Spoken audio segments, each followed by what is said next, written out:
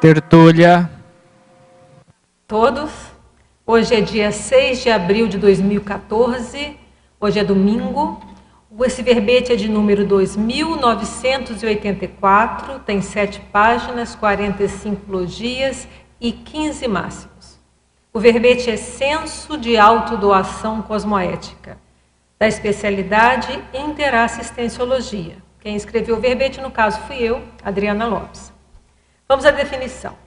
O senso de autodoação cosmoética é a conscientização quanto à satisfação íntima e as vantagens evolutivas auridas com a dedicação discernida dos autoesforços para o oferecimento sincero do melhor da autoconsciencialidade em prol da heteropromoção evolutiva.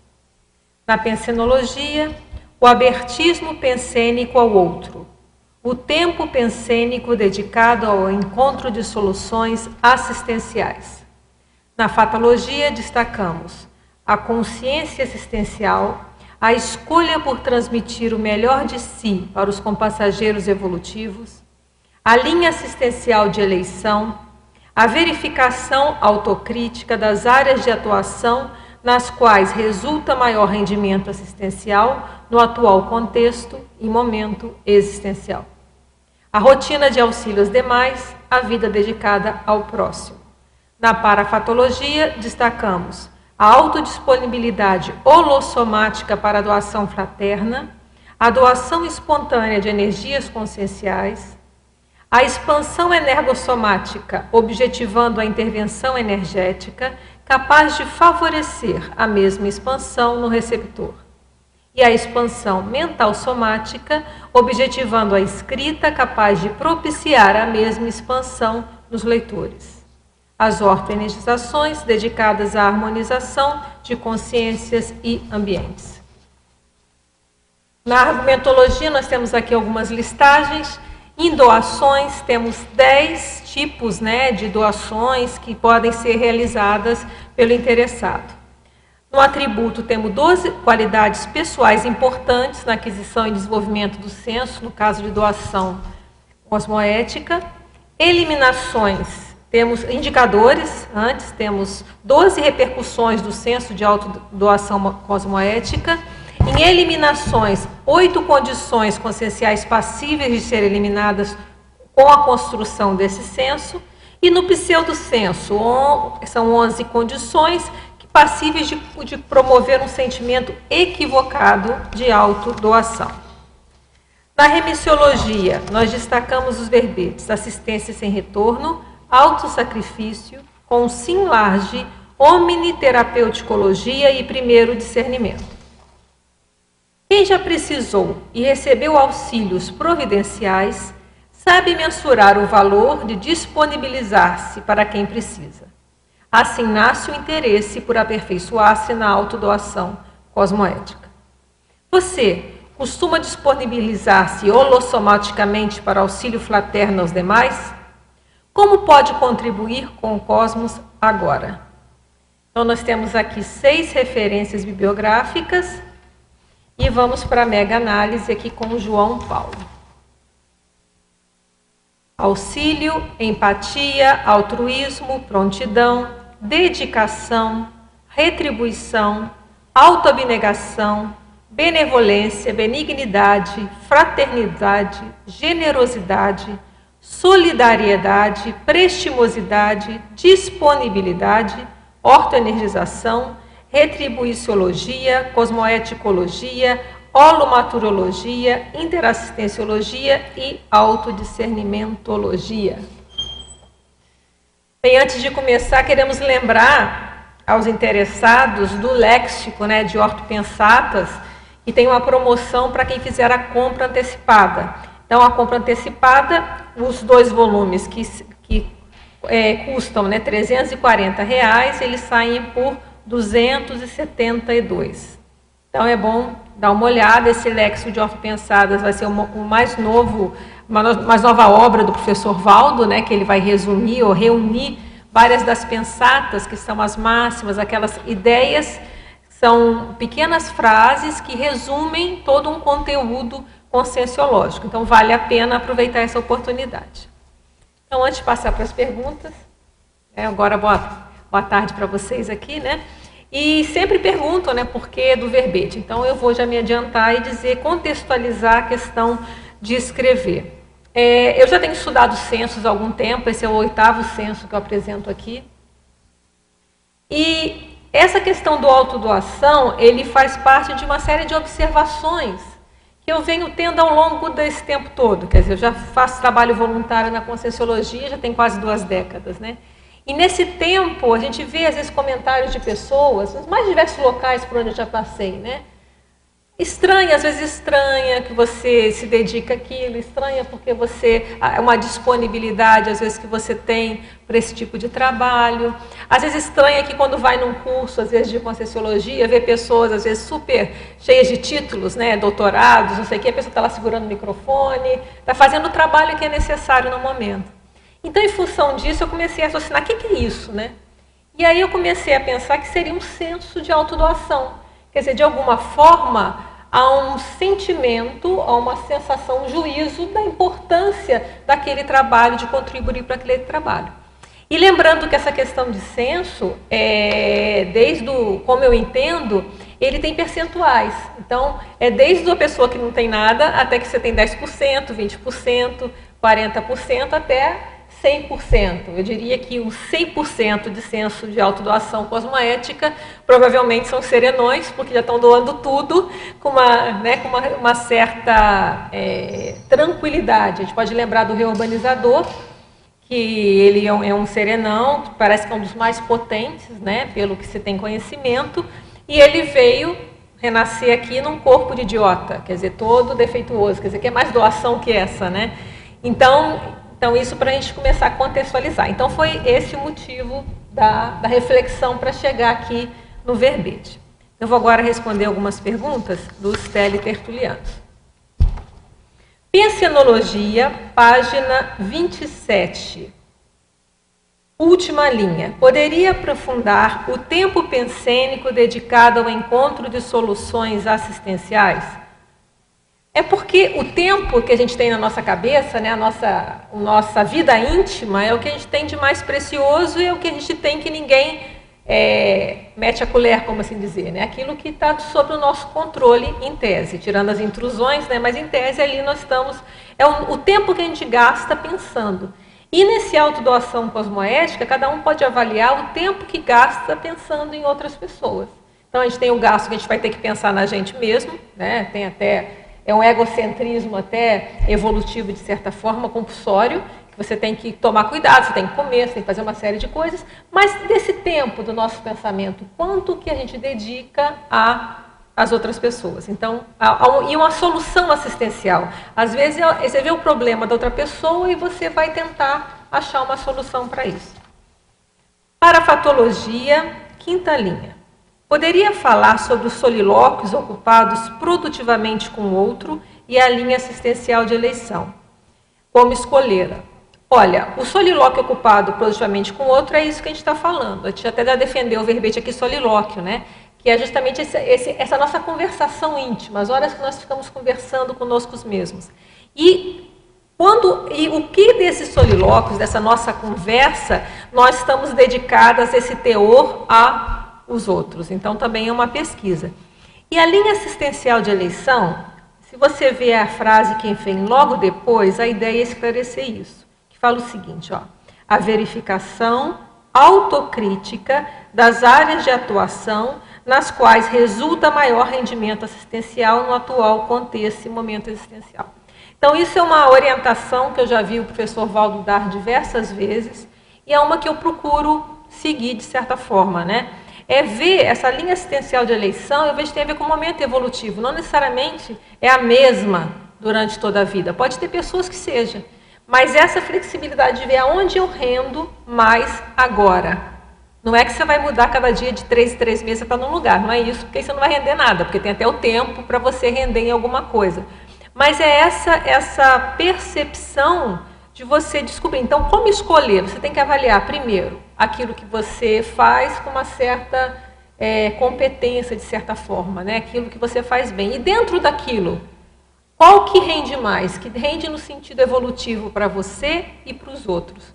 Então, eu acho que é por aí que a gente vai buscando essa linha e lembrando que ela pode até ir sendo alterada ao longo da vida. Vai depender de uma série de circunstâncias. Efeitologia, página 28, primeira linha.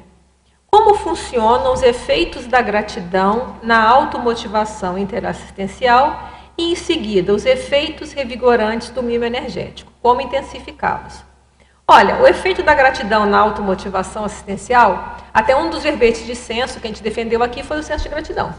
Então, é essa conscientização de tudo que a gente já recebeu. Então, a gente vê que muitas vezes, quando a gente conscientiza de tudo que já recebeu na vida, de tantas pessoas diferentes e pessoas, às vezes, até desconhecidas, naturalmente surge aqui, como a gente falou, esse efeito, uma motivação de retribuir. Então, eu vou ajudar. De repente, eu não vou ajudar aquela pessoa que me ajudou, mas eu posso ajudar uma terceira. Então, era essa a ideia.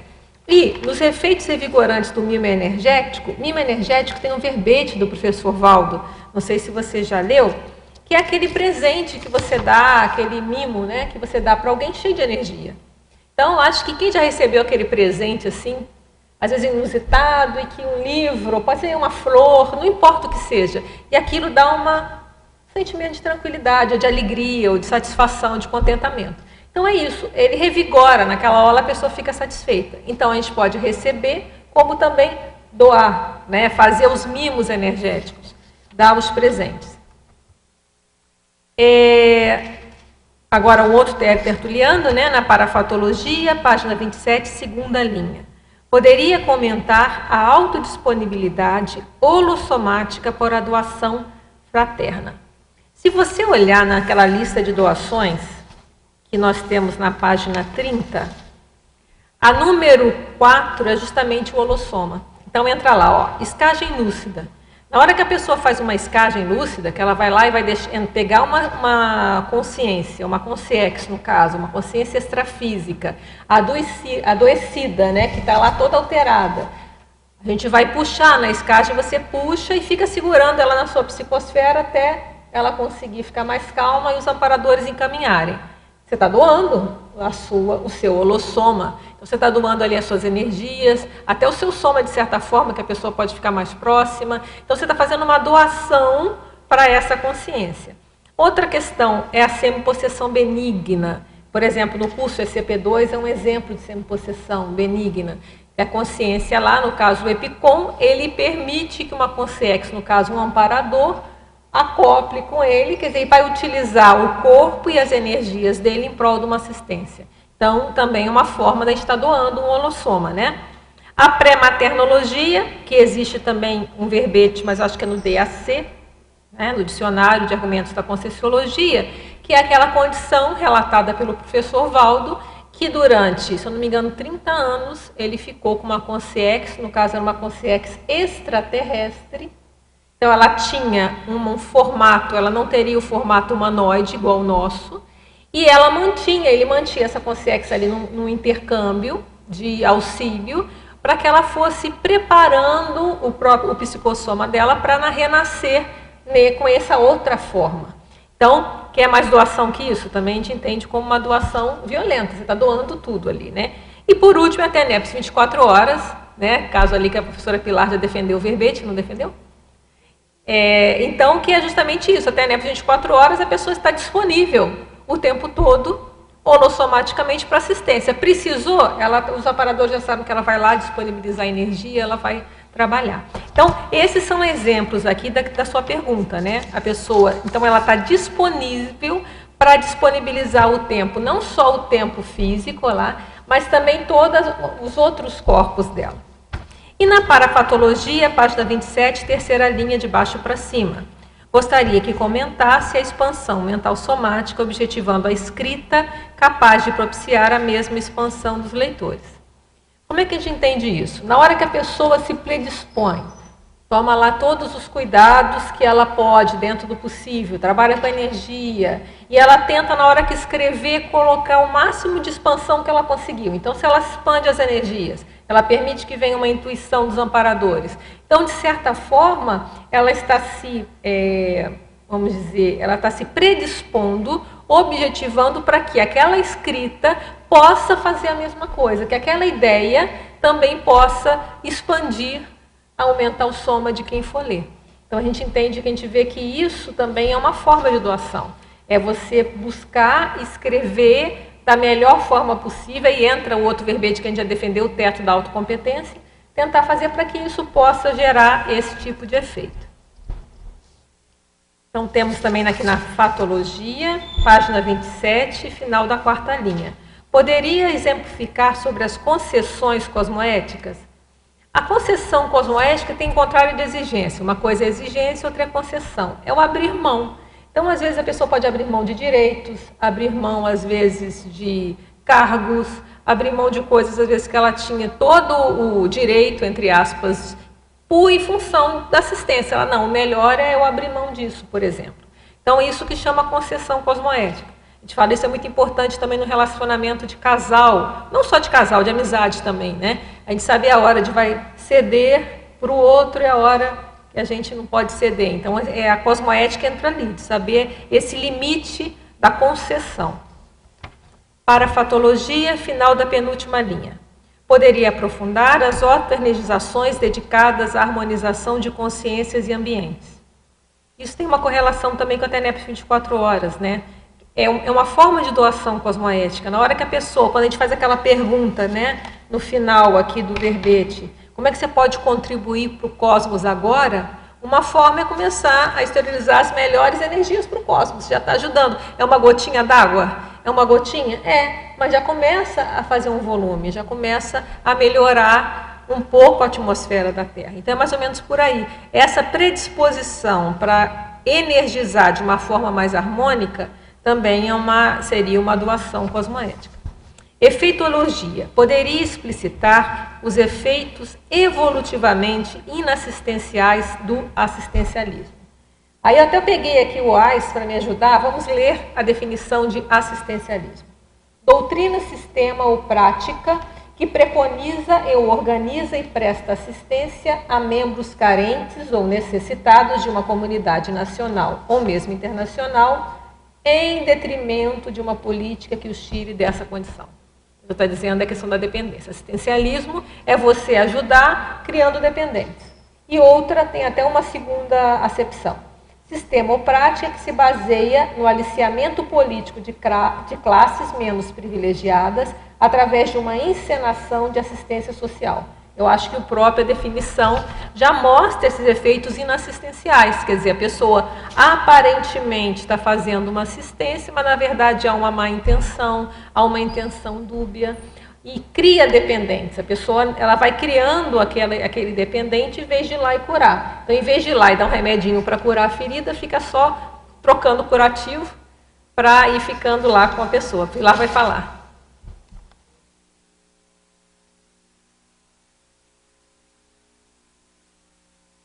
Acho que está desligado, senão...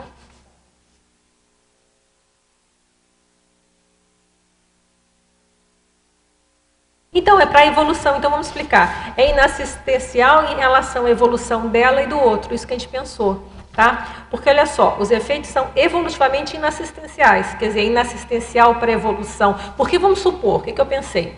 Se a pessoa está lá com fome e deu um prato de comida, ok, é assistencial, a pessoa estava com fome. Mas, evolutivamente, às vezes ela não está criando, ela deveria dar um prato de comida, a pessoa está com fome, mas também ver o que ela poderia fazer para ajudar aquela pessoa a sair daquela condição de estar precisando de um prato de comida. Ela pode, sei lá, arranjar um emprego, dar um curso técnico, fundar uma ONG que vai fazer um preparo. Então, é inassistencial porque no assistencialismo, como inclusive a gente viu na definição aqui do AIS, a pessoa dá, mas quer manter a pessoa ali naquela dependência. Então, é assistencial, de certa forma, ajudou. Está ajudando, mas evolutivamente não está ajudando nem a pessoa, ela está se criando uma interprisão, porque ela está ajudando uma intenção espúria, e aquela pessoa fica numa dependência, ela não ajuda a pessoa a evoluir, a sair daquela condição de dependência. Legal.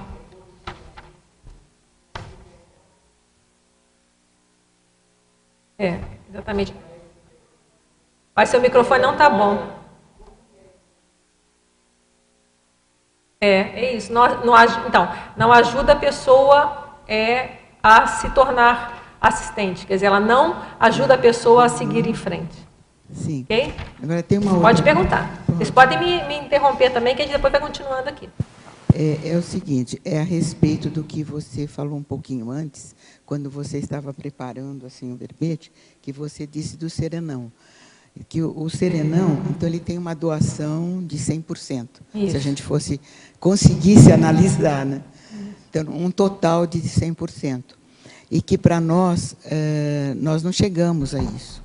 Eu achei muito importante, então, lembrar que você colocou uma parte aqui de eliminações no universo da recinologia. O quanto nós precisamos, né, nesse caminho evolutivo, que seja evolutivo, dessa recinologia, de eliminar para chegarmos a aumentar a porcentagem de doação, né? É isso aí. A gente entende assim, porque se a gente fala, né, que o princípio da evolução interassistencial, esse é um grande princípio da Conscienciologia, a gente fala o tempo todo, né? A gente precisa assistir, evoluir, assistir, é isso, a gente cada vez se doar mais.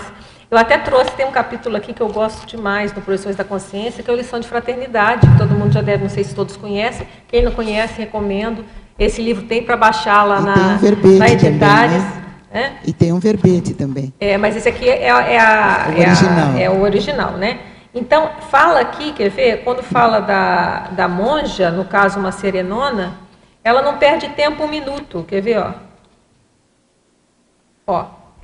Aí vai contando, fala assim, nenhum diálogo transmental da Consciex que não perdeu um momento sequer de auxílio sob todas as formas. Isso é doação cosmoética 24. Isso é doação cosmoética 100%. Imaginou? A gente não consegue imaginar isso. Não, não consegue imaginar. O que é isso? Tem interrupções no caminho. Olha, então olha só, não perdeu um momento sequer de auxílio sob todas as formas. Então, eu recomendo dar uma relida aqui no Lição de Fraternidade. Acontece que quem estava observando também acho que não perdeu, porque captou até isso. Exatamente, é tudo. Inclusive, o observador conseguiu captar. E no caso aquela aqui, consciência. Não, e ela estava assistindo, porque o professor Walter estava seguindo com ela, né? E ela estava assistindo todo mundo e estava assistindo a ele, porque estava dando informação, esclarecendo sobre, até para ele poder escrever e esclarecer a nós. Quer dizer, olha só o tamanho da... Não perde nada, quer dizer, aproveitou tudo, né? Então, isso eu vejo que é a nossa meta aí, a gente ir melhorando, aumentando esse percentual do nosso senso de doação. E o mais importante é saber como fazer. Como fazer isso, né? Porque a gente às vezes fala, o caminho é esse. Mas como nós estamos fazendo, como nós estamos aplicando. É importante, então, estudar esses itens, né, que ajuda a avaliar ou pensar sobre como eu estou em relação a cada um deles, né? Por isso que a gente colocou aqui esses 12 indicadores, né, que justamente são alguns que eu cheguei à conclusão, deve haver muito mais, mas esses 11, para já dar uma ideia, para a gente ver qual o meu percentual, mais ou menos, né? Como é que eu estou aqui nessa linha, né? Então, a ideia é a gente começar a pensar sobre isso. E as eliminações, né? Se a gente ainda tem essas coisas aqui de eliminação, a gente ainda está um pouquinho fraquinho, né, na questão. Mas aí vamos melhorar, né? Então, aí para isso. Já estamos identificando. Já estamos identificando, já é meio caminho andado. Porque sem identificar não há como movimentar. Exatamente. Né? Já identificando, já sabe que é por ali. Sim, Mercedes, tudo bem? Tudo bem. Aqui em Parafatologia, a quarta linha de cima para baixo, os banhos energéticos para doações confirmando a captativa bem-sucedida. Isso. Esta pergunta tem que ver porque a mim não me sucede de forma normal, ¿sabes? Eu não recebo esse banho. No. Sin embargo, quando tenho um pensamento sobre alguma coisa mental somática, sobretudo de pensene, posso receber esse banho, mas eu nas doações e faço TNEPES há muito tempo, mas não significa que seja tudo em TNEPES, não? É no dia a dia. Então, isso não significa que você não esteja doando bem. Não significa. Mas é a tua história. Não ter o banho não quer dizer que você não doou, mas se você teve o banho, é sinal que você tem aquela confirmação que deu tudo certo. Entendeu? Não quer dizer que a gente está doando o tempo todo. O banho de energético também não acontece toda hora. Tá? Mas olha só, está tudo certo, você está fazendo a doação. Mas quando vem aquele banho, Ele teve um plus a mais, alguma coisa aconteceu a mais. Então, houve algum êxito talvez maior. Vamos estudar o que aconteceu. Então, a ideia aqui é para a gente ficar atento a essas condições, até para estudar. Porque uma coisa é a TENEPS, a gente já está na rotina da TENEPS. De repente surgiu uma coisa muito diferente. Opa, vamos observar o que está acontecendo. Ok? Sim? Na página 27, Adriana, na segunda linha, no começo da primeira linha, a tendência para a genética, a doação. Eu acho que é isso que a gente, pelo menos eu, estou tentando fazer comigo, né? A gente vê que aquelas crianças pequenininhas que já são mais doadoras que outras. Então a pessoa já vem com esse altruísmo e que até a gente coloca no paradoxo, você vai ver, o paradoxo da criança doadora. Porque o padrão é a questão, como já estudou algumas linhas da psicologia, a questão do egocentrismo infantil. Mas mesmo dentro da psicologia, já tem estudos que falam que, apesar de falar do egocentrismo infantil, tem crianças que fogem desse padrão. Então, o que é isso? Então, será a pessoa que ela vai já colocando no sangue, literalmente, né, esse jeito mais doador de ser, a tendência é que cada vez ela já nasça com isso já cada vez mais fixado na paragenética. Eu acho que é isso que a gente está fazendo, os tenepsistas todos. Isso vai ter um efeito. Qual vai ser o efeito, né, que provavelmente é a primeira vez que a gente faz TENEPS, né, a maioria de nós, qual vai ser o efeito disso na nossa próxima vida? Essa questão de identificar, às vezes, 10, 20 anos, sei lá, 30 anos, dependendo de como que for, né? Depois que dessomar, a gente está lá 30, 40 anos tendo feito TENEPS. Como é que vai ser isso depois? Isso não vai estar, a gente não vai ter a tendência de já começar, sei lá, pequenininho. O que vai ser? O que vai acontecer? Então, essa paragenética já vai ficar fixada essa doação maior. Fica vincada, né? É. Tem uma outra aqui agora na página 28. Os estudos, na última linha da efeitologia. Tá. Os estudos sobre os efeitos do tipo sanguíneo na predisposição assistencial. Não, isso eu não vi esse tipo de pesquisa fora daqui, não sei se tem, mas o professor Valdo sempre fala, né, da observação dele, por isso eu coloquei os estudos, né, da pessoa que tem o sangue O, ela ser mais doadora. Então, isso, obviamente, não dá para falar, todo mundo que é O é doador, mas existe essa hipótese a ser pesquisada mais profundamente para verificar essa situação. Eu não tenho sangue O, quem sabe na próxima, né? Então, a pessoa vê, estudar, né? Cada um dá uma analisada aí, o que vai acontecer. Então, eu vi ele falando isso na minha tertúlia. Um dia eu vi ele falando isso na minha tertúlia. Eu falei, tem muita gente que não sabe, eu vou perguntar para a gente clarear um pouco mais, né? Muito bom, muito bom. Valeu, obrigada. Oi? Boa tarde.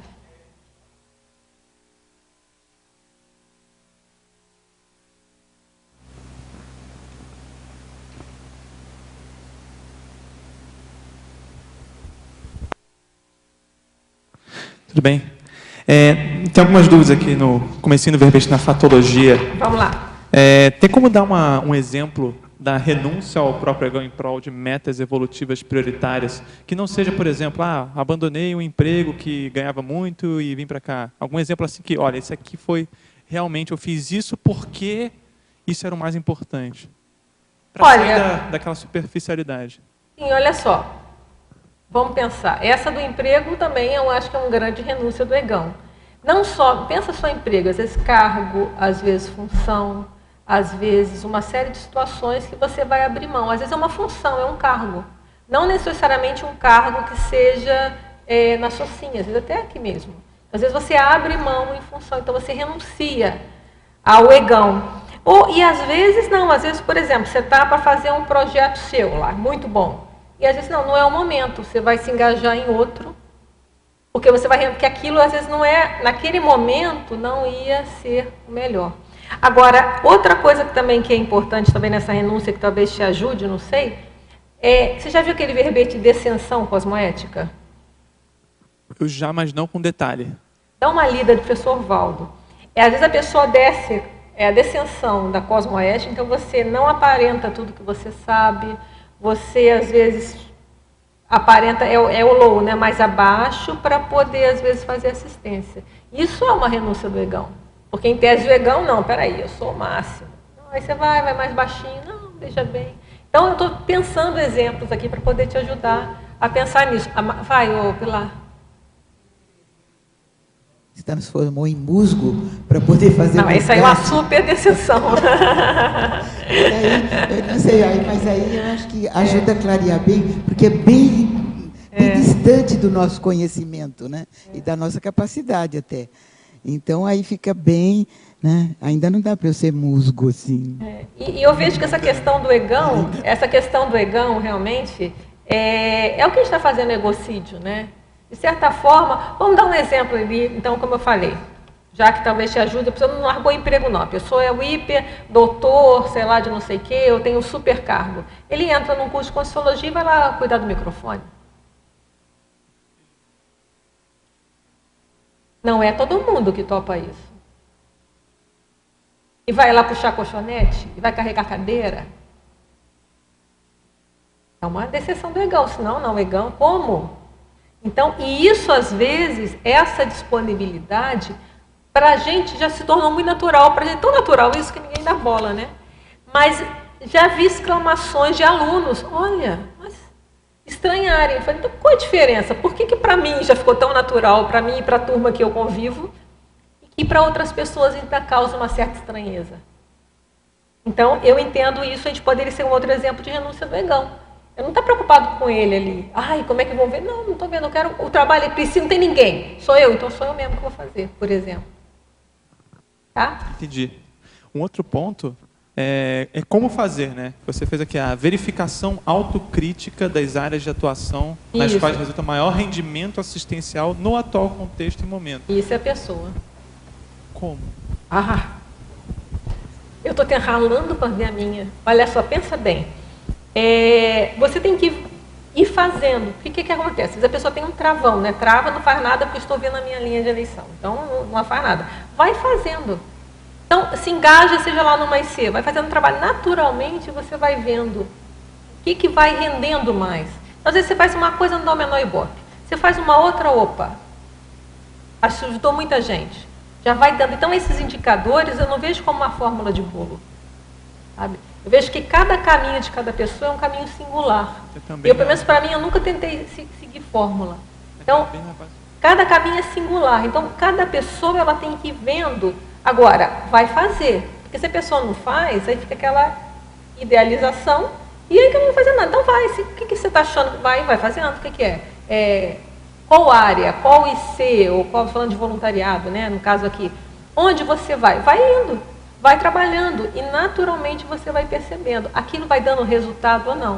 De repente colocam lá no cargo, você vê que você não vai. Aí vai para o outro ali, o negócio do abre, começa a ficar fácil. E às vezes é uma área que você nunca às vezes pensou em atuar. E de repente ali você começa a ver resultado. E o mais sério, até a gente discutiu isso no verbete de despedida, né, que eu vejo mesmo na minha experiência, é saber a hora da despedida também. Vamos supor, esse negócio está dando mó ibope, está indo super bem. Aí a pessoa gruda na cadeira, colou, né? Daqui não sai, daqui ninguém me tira. Aí chega uma hora que a coisa também vai esvaindo, já passou o tempo, já era para ter passado a bola, e a pessoa grudou ali. Então, é a hora também de despedida e vendo, mas o que vai surgir agora? Qual é o próximo passo? Então, eu vejo que é tudo muito dinâmico. E cada um tem que ver. Não dá para... Senão a pessoa vai começar a achar justificativa. Não. Vai fazendo e vai vendo o resultado. Porque se tem resultado assistencial e tem resultado cosmoético, está valendo. Já está contando pontos. Tem bônus aí, para dizer, né? Tem bônus evolutivos entrando lá. Pode entrar mais? Então vamos vendo. Mas já tem bônus. Não pode estacionar nessa ideia, às vezes, teoricona de algumas pessoas. Então não vou fazer nada porque eu tenho que achar o meu papel. E às vezes vai fazendo. E naturalmente as coisas vão se abrindo. Então eu vejo um pouquinho por aí. Entendi. Isso entra muito também no negócio do sinergismo da força presencial e autoridade cosmoética. Quando você vai fazendo, você vai se reciclando, você vai melhorando, isso vai até dando mais autoridade para você conseguir fazer assistência. Porque a força presencial tem muito aí bandidão com a força presencial violenta, né? A força presencial em si, ela é neutra. Entendeu? Um líder baratrosférico. Por que ele consegue juntar tanta gente? Porque ele tem força presencial. A questão é você juntar a força presencial com uma autoridade cosmoética, aí a coisa entrou no sinergismo violento. Ok? Aí é juntar as duas coisas. Só a força presencial não quer dizer nada. E uma outra coisa, duas, né? As últimas duas. Pode ser? Lógico, fica à vontade. Na voluntariologia, para voluntariado, seriam os amparadores que ajudam sem esperar nada em troca? A gente pode pensar o seguinte, isso é usado na enciclopédia muito essa questão do paravoluntariado. O que eu entendo de paravoluntariado? O que eu entendo? Tanto das consegues como nós, na hora que a gente sai do corpo e está lá fazendo assistência. Seria um paravoluntariado? Na verdade, só existe voluntariado lá no lado de lá, né? Porque não tem ninguém remunerado. Mas é uma maneira de colocar, né? Uma maneira eu entendo de como é que eu vou dizer? Ressaltar essa condição. Uma outra coisa na efeitologia, o último efeito, os estudos sobre os efeitos do tipo sanguíneo na predisposição assistencial.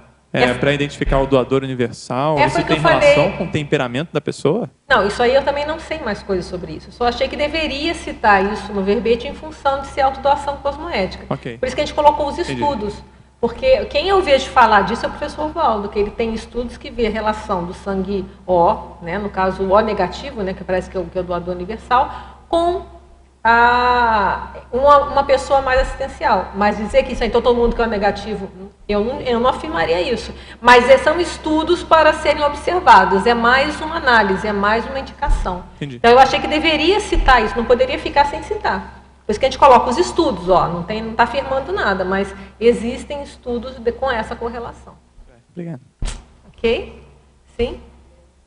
Douglas, ia dar mais um exemplo bem assim, drástico, porque eu já conheci assim, médico que de consultório e tal, e que no domingo à tarde ele ia numa instituição cortar cabelo das pessoas que estavam internadas. Interessante. Então, eu acho que esses exemplos é assim, bem o egão dele, né? O status que esse homem tinha, né? Essa pessoa tinha no consultório, junto aos outros médicos, e no domingo ele estava lá, ele esquecia tudo aquilo, renunciava àquela posição e ia cortar cabelo dos internados. Entende? Quer dizer, ali ele não aparecia como médico, talvez até ele visse, olha, esse precisa disso, o que eles precisavam, mas ele ia para cortar o cabelo deles. Não é interessante? A gente diferenciar o que você pode fazer para ir crescendo cosmoeticamente, né? Internamente, como você trabalha o seu ego, né? Fora das funções, fora das aparências. Adriana, aqui na enumerologia, na página 28, você fala aí na quarta linha, o senso de mérito orientando a seleção do público-alvo. O que você pensou aí? Porque o mérito é justamente a pessoa que é meritória, né? Então, esse público-alvo também, o que acontece com os amparadores? Os amparadores, eles às vezes dão dica em quem que você vai investir mais ou não. Então esse é o mérito do assistido, não do assistente. No caso, por estar reglando. Então, um assistente, ele vê que às vezes ele vai ver o mérito daquela pessoa. Às vezes o mérito ele não vai ver, não vou mencionar, não posso olhar ali. Mas chega a pessoa com um amparadorzão ali. Então, eu vou dar mais atenção para nesse momento, porque esse amparador está querendo alguma coisa ali. Por que ele chegou ali? Não chegou em mais ninguém, por exemplo, você chegou ali. Então, deu uma seleção, eu vou dar mais atenção, ficar mais atenta, porque tem alguma coisa ali. Alguma coisa precisa acontecer e que se eu estou vendo, eu vou ter alguma coisa para poder contribuir. Então, é nesse sentido que eu pensei. Do mérito no caso do outro. Você vai selecionar o público-alvo, aquele público que você vai dedicar mais. Por exemplo, aqui, muitas das coisas que a gente está falando é para interbicibista, né? Então, a gente está falando, não deixa de ser o nosso público-alvo. Hoje, o nosso público-alvo não quer dizer que a gente não vá atingir outros públicos, mas o público-alvo maior é o interbicibista, é aqueles que vão nos entender. Então, de certa forma, é uma seleção do público-alvo. Então, lá na Editares, está escrevendo o livro, vai ter aqueles livros que é para pegar todo o público e vai ter aquele livro que é mais específico, mais técnico, né, que de repente vai mais para o próprio interbicibista. Então, isso aí varia. Tá. Aqui na página 29, no último paradoxo, paradoxo da gratificação com a autodoação desinteressada. Eu vi que o seu verbete está bem confluente aí com o Fórum do Judaísmo, né? Pois é, né? E não foi... Todas as discussões foram feitas ontem no círculo, né? E eu vi uma relação muito direta aqui com o judaísmo, né? É quase que um contraponto, né? Um antagonismo. Interessante, né? Pois é, e foi por acaso, né? Mas olha só, então olha, o que é esse paradoxo? Né? Justamente a gratificação com a autodoação desinteressada, que é um paradoxo. Porque quanto mais desinteressado você assiste, mais você ganha. Então é estranho, né? Porque em tese, mas eu não quero ganhar, mas eu ganho, mas eu estou satisfeito, isso, o retorno é maior. Então é bem paradoxal essa situação. Legal. Adriana, sim? Eu achei que tinha relação também com outro círculo mental somático sobre bem-estar. Foi o da semana passada. Ah, foi da semana passada, né? Bem-estar foi sábado passado. Porque você colocou... Retrasada. Retrasada, isso. Na ciclologia, você colocou o ciclo de Primeneres. É uma condição que a pessoa sente por estar nessa condição de autodoação, né? Maior. Porque eu pensei naquele dia, num trinômio, sabe? Do que é um bem-estar, né? Daí relacionei com o trinômio, Eufurim, Primener e Cipriene. Né, que é um crescendo, né, e você colocando o ciclo de Primeneres ficou bem maior, né? Que a tendência, né, já imaginou, é o Cipriene, né, então quer dizer, o ciclo de Primeneres é isso, é a Cipriene, você vai, essa doação cosmática tem a ver com o paradoxo que ela falou, né, Tatiana falou, exatamente isso, essa gratificação, quanto mais você dá, mais você vai ganhando, os amparadores vão te ajudando, então é bastante paradoxal mesmo. Ok? Então vou continuar aqui um pouquinho. Então vamos lá, que a gente tinha parado no meio, do assistencialismo, né? Então agora, peço desculpa do Tertuliano que eu parei no meio aqui nas perguntas dele. Então olha só, paradoxologia. Poderia expandir o paradoxo da relevância de saber receber o amparo para melhor amparar os demais. É um paradoxo porque... existem aquelas pessoas que falam, não, eu só vou doar, né? Então eu só dou. Não é bem assim, às vezes a gente precisa receber para doar. Então a questão do amparo é justamente isso, a gente recebe do amparo para a gente ficar mais forte para doar também. Então essa questão é paradoxal porque você tem que saber receber para poder dar melhor. E o paradoxo da ultrapassagem dos limites da doação, em vez de ajudar, poder prejudicar o assistido. Um exemplo que a gente pensa aqui bem claro é a questão da superproteção. Então, por exemplo, aquela mãe que é super protetora, ela vai, infantiliza o filho, ela está crente que está ajudando, depois o menino lá não consegue fazer nada sozinho, fica todo frágil. Então, ela ultrapassou o limite de doação, ela doou tanto, que não ajudou, às vezes, o filho a poder ficar mais forte para enfrentar a vida. Então, esse é um exemplo que é mais comum aí, né? A questão da superproteção. Tem até uma música, né? Eu até coloquei aqui, Proteção Desprotege, né? Erasmo Carlos. Então, tem até uma coisa assim. Parafatologia, página 27, final da segunda linha. O que seria a autodisposição para o aumento da tara parapsíquica? Tara parapsíquica é um verbete do professor Valdo, tá? Que a tara parapsíquica é aquilo que a gente consegue manter na nossa psicosfera. Então, lembra que a gente falou da escagem, aquela consciência que a gente consegue carregar? Então, a gente consegue, às vezes, 2, 3, 4 consciências sem se abalar. Essa é a questão da tara. É você conseguir ter essa escagem sem que isso te atrapalhe, você não vai ter dor de barriga, dor de cabeça, vai conseguir manter. Então, essa disposição, se a pessoa ela quer ajudar mais, e ela vê que isso é um meio de ajuda, ela vai buscar aumentar essa tara parapsíquica. Como é que ela faz isso? Trabalhando mais energias, melhorando o parapsiquismo, e assim vai. Até a questão da TENEPS. Então, ela vai ter uma disposição para melhorar essa própria condição.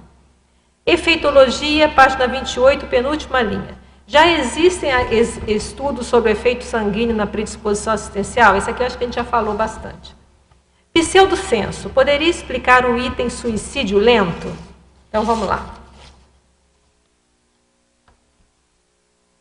Suicídio lento. O sentimento de autodoação é entendido enquanto sacrifício da própria saúde, com a ultrapassagem dos limites do próprio soma. O autocuidado do assistente assiste, exemplifica o relevo da oportunidade da presente ressoma. Então, o que acontece? Tem aquela pessoa, às vezes, que ela quer doar, doa, mas aí não cuida do corpo e acaba morrendo mais cedo e ultrapassa todos os limites. O que aconteceu? Ela ajudou? Ajudou muita gente.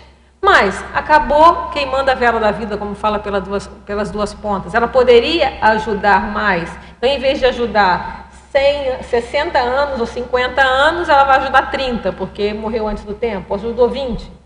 Então, isso é um erro, a pessoa ela achar que isso ela está tendo, é uma doação, mas não seria uma doação cosmoética. A gente não entende o que seria cosmoética. Primeiro, ela está dando um exemplo errado para os outros. Ela vai dar exemplificar que a pessoa não vai cuidar, não deve cuidar de si, que não tem problema, que você... É o mito, né? Não, se eu tenho amparo, tudo bem, não preciso fazer nada, vai nessa. Quer dizer, o amparo ele tem um limite, ele não pode, se você dançar com o seu soma, ele não tem esse poder também de chegar lá e resolver tudo. Então, esse bom senso é importante na autodoação cosmoética. A gente chega até a colocar aqui também, ó, nos itens, a gente fala nos atributos, a gente coloca o número 4, ó, comedimento. A autoconsciência quanto à não extrapolação do próprio fôlego. Então, não quer dizer que a pessoa vai se acomodar naquele fôlego. Eu só consigo isso. Não. Ela vai aumentar, mas ela vai buscar saber o limite. Aquela velha frase, bota a banca quem tem competência. Aqui eu não consigo ainda. Então, não quer dizer que você não vai correr atrás para conseguir fazer isso mais tarde. Mas esse bom senso é fundamental. Senão... vai acabar morrendo mais cedo e não vai ajudar ninguém, nem a si próprio, né? Não consegue ajudar a si próprio. Fatologia, página 27, final da terceira linha de baixo para cima. Poderia expandir a verificação autocrítica das áreas de atuação nas quais resulta maior rendimento assistencial e a rotina de auxílio aos demais. Aqui a gente já falou várias vezes, né? A questão do rendimento, de você vai fazendo e você naturalmente vai vendo o resultado daquilo que você faz. E a partir desse resultado você vai começar a inferir aonde eu vou investir mais. Então aqui no momento há uma demanda, né? A gente pode pensar em demanda. Tem uma demanda assistencial nisso aqui e eu tenho como ajudar aqui. Então vou me dedicar a isso, tá? E a rotina de auxílio aos demais, o maior exemplo que a gente tem aqui é a TENEPS. É uma rotina, todo dia, 50 minutos, doar energia. Agora, fora da TENEPS, existem outras formas. A pessoa tem que ver o horário de voluntariado, o que ela faz na vida dela, para ela ter essa rotina. Diariamente, ela vai ter aquele tempo dedicado. Legislogia. Poderia fazer cotejo entre a lei da ação e reação e o tema do verbete? Tem a ver com efeito. Se você pegar aqui aquele primeiro efeito... se eu não me engano é o primeiro, na página 28, tem o efeito bumerangue da doação cosmoética. Então, aquilo que você doa, você tem um retorno positivo, mesmo que você faça uma assistência sem retorno. Você não quer, mas naturalmente você recebe. Então, por isso que a lei da ação e reação está colocada aqui no verbete. Então, temos aqui uma pergunta. Professora Adriana, me vejo fora do corpo com frequência durante sonhos. Sou uma pessoa muito intuitiva e, mesmo com poucos estudos, chego longe, seja qual for a profissão. Hoje estou escrevendo um livro bem acedo na web, porém nunca li sequer uma revista até o final. As informações apenas vêm em minha cabeça. Penso demais e basta estar em um ambiente para que conheça tudo a respeito. Às vezes, sei exatamente o que uma pessoa pensa e espera da situação. Por isso, já pensei em ser espírita. Mas muita coisa não faz sentido para mim, pois acredito no poder da consciência, minha vida me leva a isso. Coisas acontecem quando estou nos minutos que antecedem o sono. Quando estou pensando, abro os olhos, vejo luzes brilhantes no ambiente. Já tive projeções com pessoas falecidas, já visitei lugares há muito extintos. Olha só, você está relatando aqui a questão da projeção, né? Você está dizendo que você tem projeções fora do corpo, e que você, inclusive, já teve projeção com pessoas falecidas. Isso é muito comum. Na hora que você sai do corpo, você pode encontrar essas pessoas. E você falou que no fenômeno que está aparecendo é que a assimilação, né? Você sabe o que as pessoas estão pensando e tal. Agora, uma coisa que vai te ajudar no parapsiquismo, eu diria duas coisas. Uma, você falou que nunca leu uma revista inteira.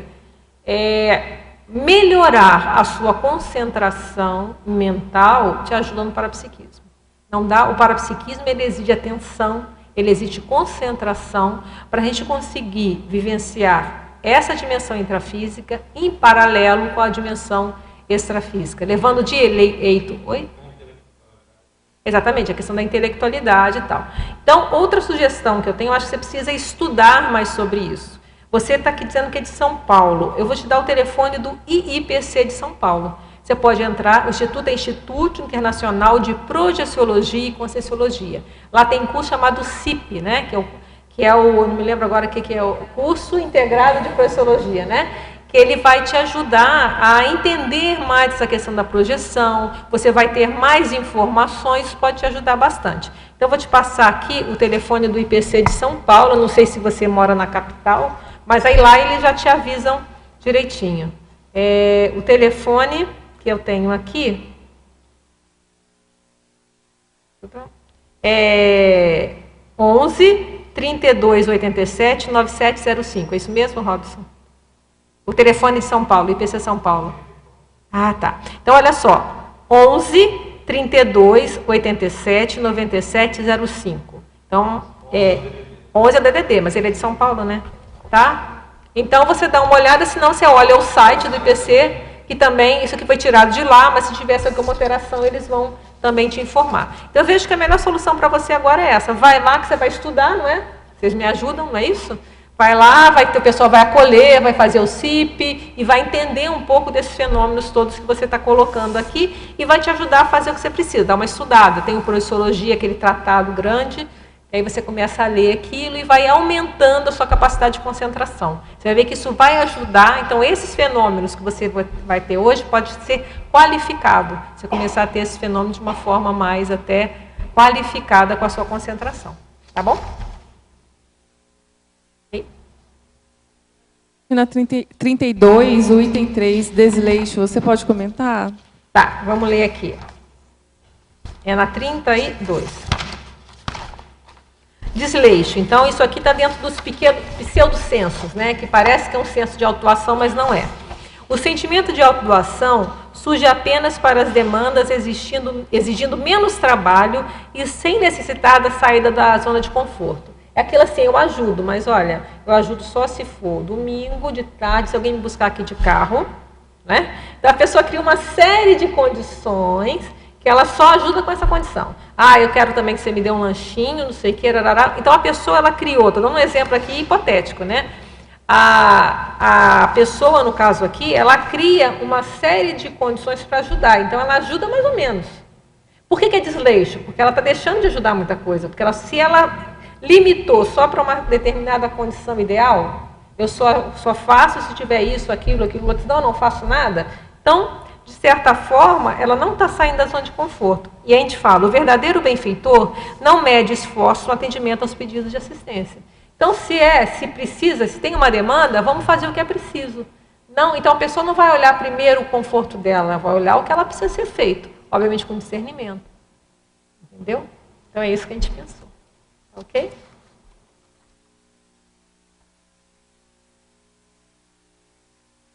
Outro que tem aqui também, que é mais ou menos nessa linha, é o de baixo, que é o elitismo, né? O sentimento de autodoação é direcionado somente para atividades cujo status é considerado à altura da própria condição.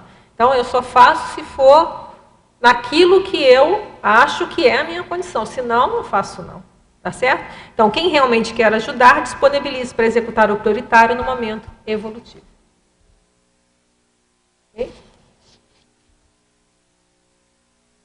Alô? Eu acho que eu identifiquei que esses itens aí do pseudocenso tem relação com aquela pergunta que o Diogo fez. Esqueci o nome dele. Douglas. Com a pergunta que ele fez da renúncia ao próprio egão. Porque esse item está mostrando justamente o que é o pseudocenso e a pessoa não sair do egão para fazer assistência, né? Perfeito. Não desce do salto, como dizem, né? Então, tem vários. Ó, tem a santificação. O sentimento de autoação está pautado na vontade de enaltecer a própria autoimagem pública. A pessoa ajuda, mas chama todos os repórteres, né, toda a imprensa, estou indo ajudar. Né? Então, isso tem, né? Existe, né? Então, a pessoa cheia de flashes, né? Então, está ajudando, aí tira foto lá com a pessoa. Daqui a pouco a gente não sabe o que aconteceu depois, né? Se deu um beijinho e se mandou. A gente não sabe o que aconteceu depois. Então, a afeição sincera aos outros implica no autossacrifício lúcido, silencioso, em prol da evolução de todos. Que a questão do silencioso que é mais sério, né? Porque esse autossacrifício do flash, eu fico com o pé atrás. A pessoa, não, isso, olha que sacrifício que eu faço. E a pessoa mostra, e fala, e valoriza. Não, acho que o verdadeiro autossacrifício ele é bem silencioso, quietinho. A gente não está vendo. Né? Quando a gente começa a ver muito, já desconfia. Adri, página 30, ali em doações. Queria que você falasse sobre o item número 6, a matéria orgânica. Isso é a doação que tem, né? A pessoa ela pode doar medula óssea, leite materno, órgão, osso, óvulo, esperma, sangue, tecido, útero, gestante. Então, tudo isso aqui são coisas que são passíveis de... A útero gestante é a mãe de aluguel, né? Como é que chama? Barriga de aluguel. Tem até um verbete, né? Então, o útero gestante é isso, a pessoa doa o útero dela. Então, aqui a gente teve a preocupação de colocar todos os tipos. Mas, olha só, no priorologia, a gente tenta mostrar o seguinte, ó. Sob a análise da evoluciologia, existem autodoações prioritárias, passíveis de acelerarem a evolução pessoal e alheia. Do mesmo modo, há doações estagnantes e até cosmoeticamente comprometedoras, portanto, regressivas. Cabe à consciência lúcida avaliar e elencar criteriosamente o tipo e o teor dos oferecimentos pessoais. Quer dizer, na listagem eu não fiz juízo de valor, mas aqui é a pessoa que tem que analisar.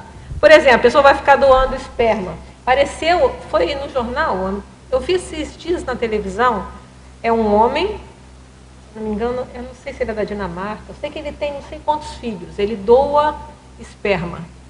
Então ele tem assim, ele tem fotinha das pessoas todas, né? Dos filhos que tem pelo mundo todo. Agora eu não estou lembrando qual programa que eu vi isso. Mas isso, em tese, eu não sei, tem que estudar. Procurou esse cara? Não. Foi esse caso, né? Se não me engano, é da Dinamarca. Mas não importa, aí eu não vou fazer juízo de valor. Agora a pessoa tem que ver, tem comprometimento nisso? Vou criar um monte de filho, pode estar ajudando as pessoas, sei lá. Não me sinto autorizada para analisar o caso da pessoa, mas é para pensar. Eu queria que você falasse também, você falou agora da predisposição à doação. Eu queria que você fizesse um contraponto com relação à rotina e à definição de metas. Então, a rotina e a definição de metas é mais ou menos isso, que a gente falou da rotina assistencial. Então, quando você vai colocar suas metas, aí você vê, né? Essa minha meta aqui, ela vai ajudar só a mim ou ajuda mais pessoas? Já é um indicativo para você ver o nível de cosmoética. Se é uma meta que só vai ajudar a mim, estranho, né? Agora não, ó, essa meta vai me ajudar, mas vai me ajudar a ficar melhor, porque ficando melhor eu vou ajudar mais gente. Opa, já mudou. Então, cada um que vai avaliar suas metas. E a rotina, na minha rotina, qual o percentual de tempo que eu me dedico a ajudar os outros? Por exemplo, um exemplo é a TENEPS. São lá 50 minutos, que quem faz TENEP já tem lá uma rotina diária, todo dia, do energia 50 minutos. Aí cada um vai ver. Nessa rotina cabe mais algum horário? Cada um vai ver. Você acha que caberia falar aí, Adri, da interpretação pessoal? Porque o próprio trabalho ele pode tanto ser egocêntrico quanto mais altruísta. Teria aí uma relação com a interpretação e a intenção da pessoa também. Porque a mesma ação ela pode ser perfeito, tanto uma quanto a outra. É aquilo que a gente falou antes, né? Dar um prato de comida pode ser totalmente altruísta, ou pode ser, não, eu te dou um prato de comida hoje, mas eu quero seu voto amanhã. Eu te dou comida aqui uma semana, você vai votar em mim, por exemplo. Então já é uma condição, uma coisa você dá porque tá precisando, que a pessoa está precisando, outra coisa você vai dar porque você quer o voto dela. E outra coisa é você dar e ainda tentar achar emprego para ela ou cuidar da saúde que ela está precisando para ela poder não precisar mais de ficar esperando o prato de comida seu. Então, o ato é o mesmo, concordo com você, é dar o prato de comida. Agora, o que vai ser fazer com isso? Aí é a intenção. E não dá para a gente julgar dos outros, é muito difícil. Obviamente tem umas óbvias, né? Mas cada um que tem que avaliar, nesse meu ato, o que eu estou fazendo? Qual o meu nível de interesse aqui? Aí eu vejo muito pessoal, não tem, cada um que tem que ver. Porque, como você falou, o ato mascara, a gente não está vendo. O que está por trás? O que eu vou ganhar com isso? Vou ganhar evolutivamente? O que é? Qual é o problema? E, às vezes, naturalmente, pelo retorno da energia, vai tendo algumas evidências, né? Alguns indicadores vão surgindo para a gente verificar se está no caminho certo ou não, né? Então, cada um tem que dar uma avaliada. Ok?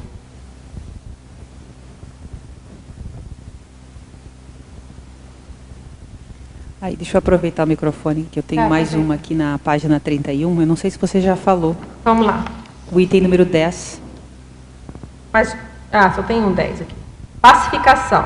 Isso. A calmia íntima, com base no reconhecimento, está fazendo melhor dentro das condições pessoais e existenciais. Eu acho que isso aqui tem tudo a ver com a sua outra pergunta, né? Pois é. Mas está me ajudando a responder, ó.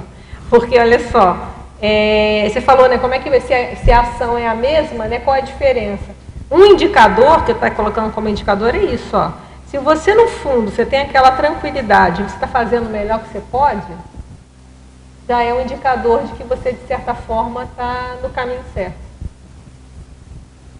Então, acho que entraria esses indicadores e já daria alguma diquinha aqui, ó. É que o melhor que a gente pode também é tão complexo, né? Até que ponto é o melhor? Aí entra perto da competência, né? Exato. Então, tem que... Você falou, você acabou de falar, né? O ato, ele dissimula. Dissimula, por isso que a gente tem que... É a própria consciência. Só a gente que tem que saber. E qual é a importância disso? Como a gente falou que o senso é um crescendo, né? Na hora que a gente começa a discutir, a pensar e a raciocinar nessas coisas, a gente começa a aumentar a nossa lucidez contra isso. Não quer dizer que a gente vai ter todas as respostas, né? Porque a gente ainda está crescendo, né? Mas já começa a ter um senso crítico maior, né? Provavelmente o próximo verbete de senso que eu vou defender aqui é o senso autocrítico, que eu estou terminando ele agora. Que é mais ou menos isso, a gente vai aumentando o nosso senso autocrítico para a gente cada vez estar mais atento a essas nossas reais intenções e tal. Mas isso é difícil mesmo. Não é fácil não. Mas a gente vai aumentando o percentual de lucidez. Isso que eu acho que é o objetivo desse meu estudo de sensos. O objetivo é nós, cada um, ir aumentando a sua lucidez sobre essas questões. Eu acho que quanto mais a pessoa aumenta, mais ela vai atrair também oportunidades para ela colocar em prática isso de alguma forma, né, Adri? Exatamente. Tendo, né? Adriana, na página 28, interassistenciologia. Tá. Você coloca a interação, vida assistencial, vida de transpiração. E na sua exemplologia tem muito a ver. Você poderia falar um pouquinho mais para nós? Tá. Essa vida assistencial, vida de transpiração, é porque as duas coisas elas andam juntas, né? Então, a vida assistencial, na hora que a gente consegue ter uma vida assistencial, é uma vida de muita transpiração. Né? A pessoa, ela é muita relação, como diz, né? Porque ela está ali realmente buscando se doar. E na exemplologia, a gente colocou o mínimo e o máximo. No mínimo, é a disponibilização de parcela do tempo. Então, eu dou a uma atividade assistencial. É ótimo, é importante, melhor que nada. Então, a pessoa, ela tem uma parcela do tempo, faz lá o trabalho dela voluntário, seja onde for, na SOCIN, não importa onde.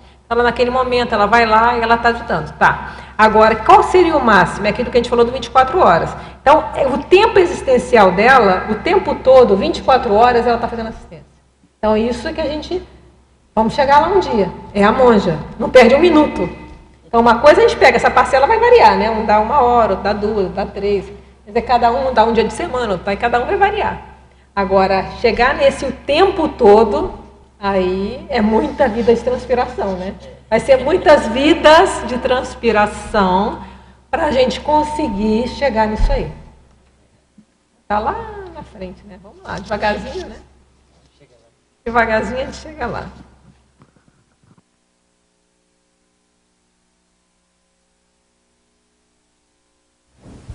Adriana, eu queria fazer mais uma pergunta. Assim, lógico. Na página 32, ainda naquela linha que eu te perguntei, o item 3, a última frase especificamente do item 3. O verdadeiro benfeitor não mete esforços no atendimento aos pedidos de assistência? É mais ou menos por aí, né? Porque o desleixo, a pessoa está criando uma série de... Só faço se tiver isso, se tiver aquilo, criou uma série de condições, né? E aí, o que acontece? A gente coloca a primeira frase, a segunda a gente está argumentando. Não, o verdadeiro assistente não fica pedindo, ele vai buscar resolver. Pois é, aí é sobre essa frase, né? Então, o que é exatamente não medir esforços no atendimento aos pedidos de assistência? É a pessoa conhecer o quanto a capacidade dela, o quanto ela aguenta, o quanto ela pode doar? Tem a ver com aquilo que a gente falou, né? Antes desse medir esforços, tem a questão que também você vai ter o limite, né? Mas é não medir esforços no sentido assim, ó, é preciso você fazer? Eu tenho condição? Estou forte? Vou fazer. Então, não sei se precisaria colocar aqui até alguma referência, se fosse o caso ficar mais claro, aquela questão que a gente falou dos limites, né? Da pessoa também não se extrapolar. Mas a ideia de não medir esforço é isso, eu não vou medir o meu esforço, eu só vou dar isso aqui. Não, se eu posso dar 10, eu vou dar 10. Porque de um lado tem o fato da pessoa não medir esforços e do outro tem ela conseguir estabelecer o quanto ela tem capacidade mesmo. Aí ela vai saber fazendo. Senão ela vai meter os pés pelas mãos, né? Vai, aí ela tem que saber, aí entra o discernimento que a gente coloca aqui, a pessoa saber discernir o momento certo, se é a melhor hora, a hora de abstência, que é um outro muito sério. Esse autodiscernimento aqui na página 30, o autodiscernimento, a diferenciação entre a hora de doar-se e a hora de abster-se. Isso é muito sério.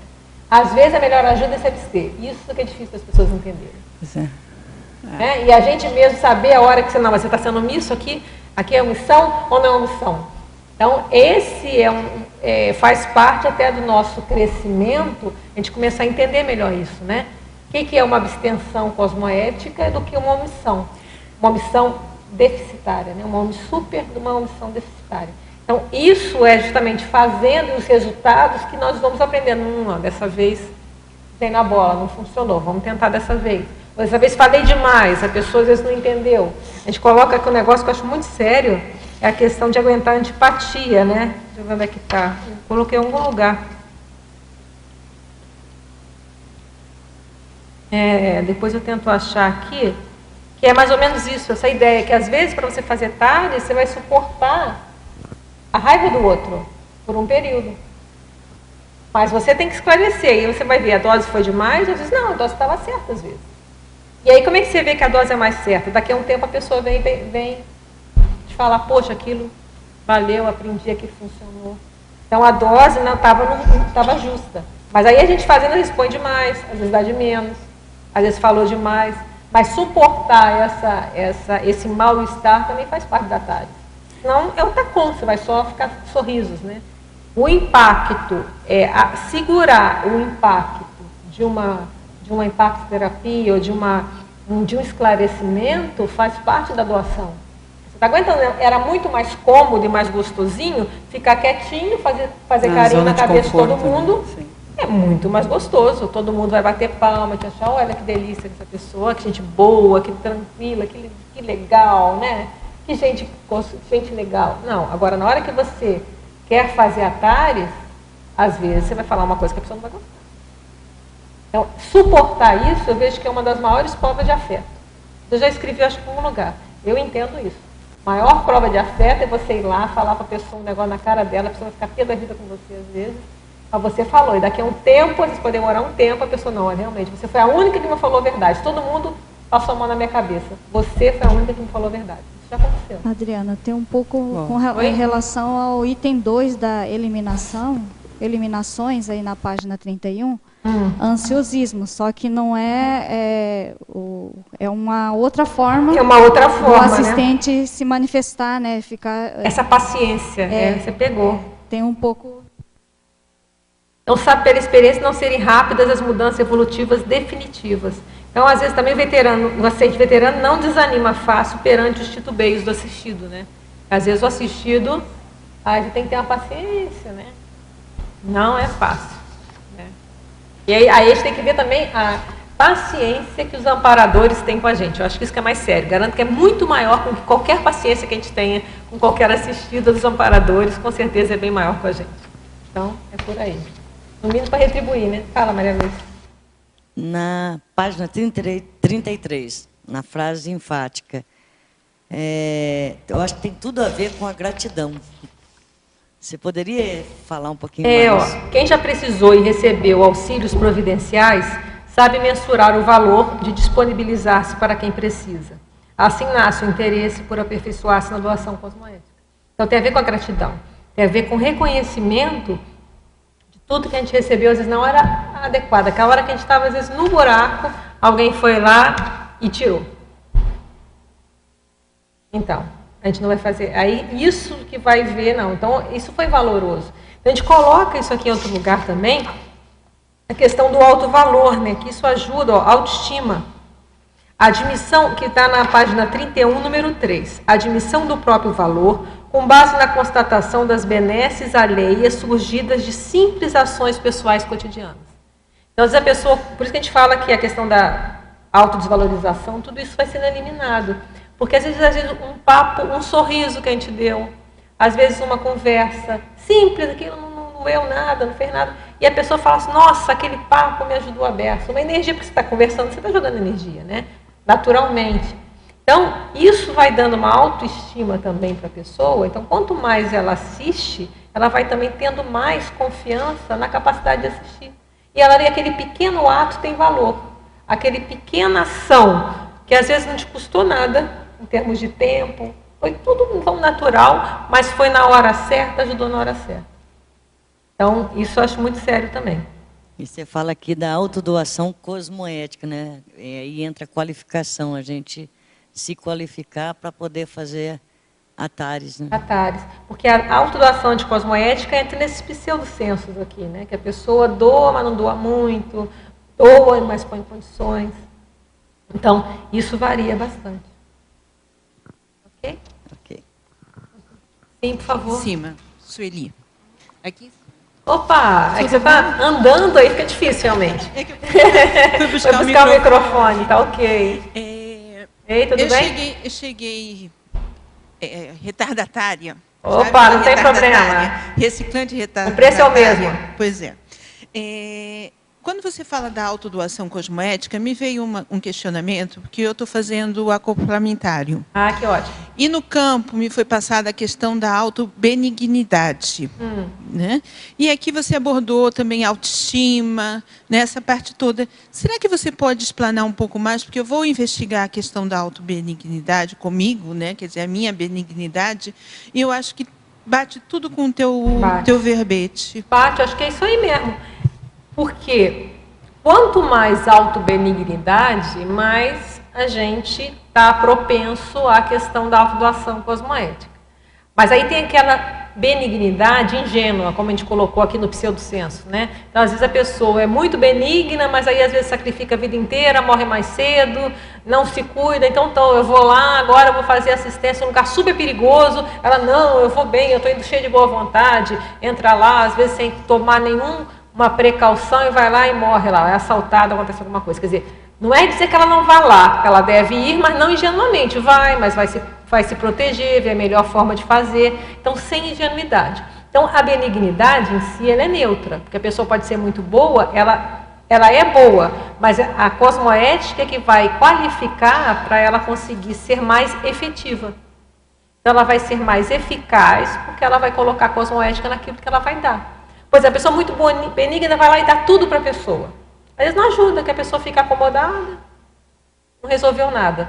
Então, a benignidade pode ser, como a gente falou, aguentar, às vezes falar uma verdade. A benignidade pode ser, a pessoa te pede uma coisa, você não dá aquilo que ela pediu, porque você acha que não é melhor para ela, dentro do seu discernimento. Então, a benignidade, ela pega todas essas nuances. Eu acho interessante você começar a estudar isso. Agora, a benignidade pura, ela sempre é você, se você já tem essa benignidade, já é dentro de você, já é que a pessoa que ela naturalmente boa, é só ela qualificar, é muito mais fácil, ela qualifica a cosmoética e ninguém segura.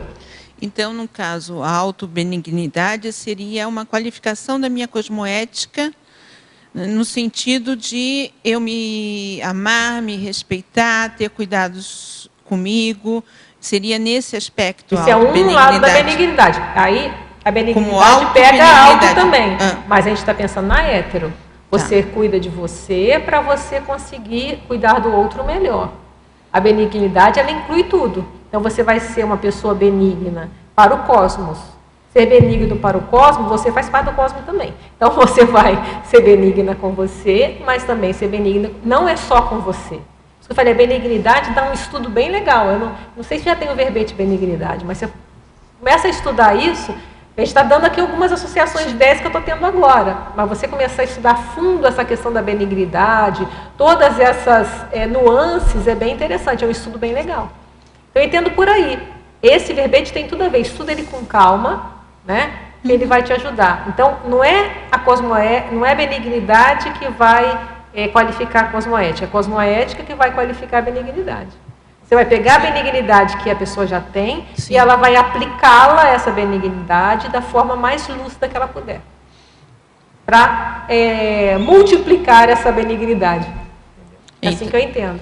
Tá. E aí, no caso, quando é você que precisa ter ou ser benigna com você mesma, é muito mais abrangente, pelo que eu observei durante o acoplamentário, o campo, tudo isso, porque você parece que me conhece, porque você colocou, você me conhece, você colocou no início a questão de você sai, vai para um lugar fazer algum trabalho de assistência, você vai ser uma série de coisas. Mas quanto a mim mesma, né? O quanto que eu também, quer dizer, disponibilizar só para o outro, não é ato benigno.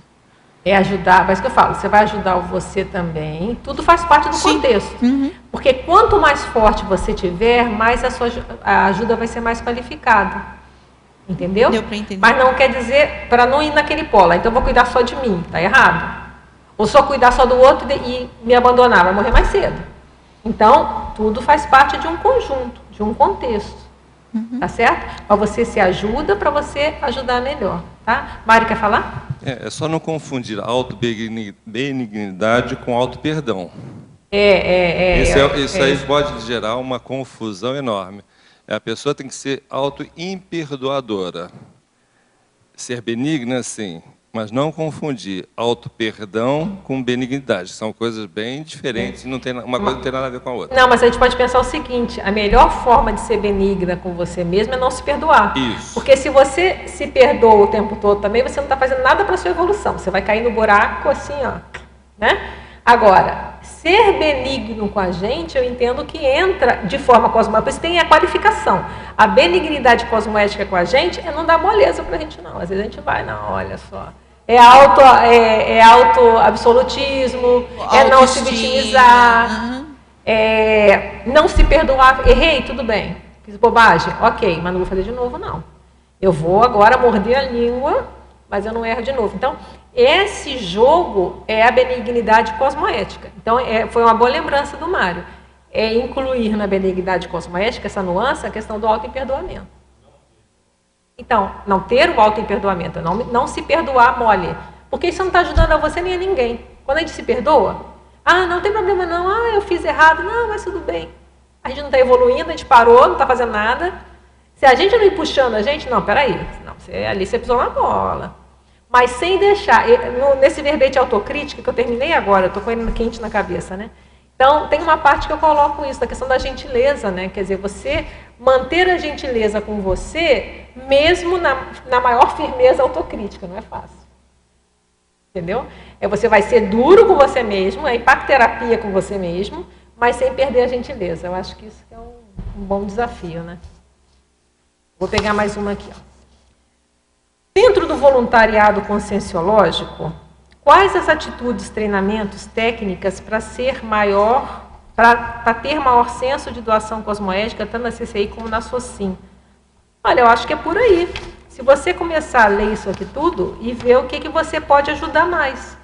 Dentro do voluntariado, no seu estado aqui, eu acho que só tem o IPC atualmente, eu não sei se tem outra IC.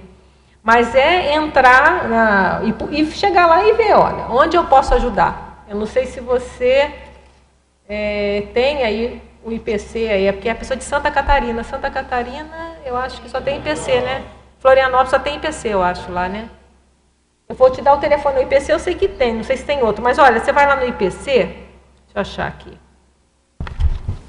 Não sei se você já é de lá, né? Mas aí, na dúvida, se você já for, me desculpa. Mas, Florian, a intenção é boa. Ó, é 48, você deve saber, 3224-3446. 3224-3446.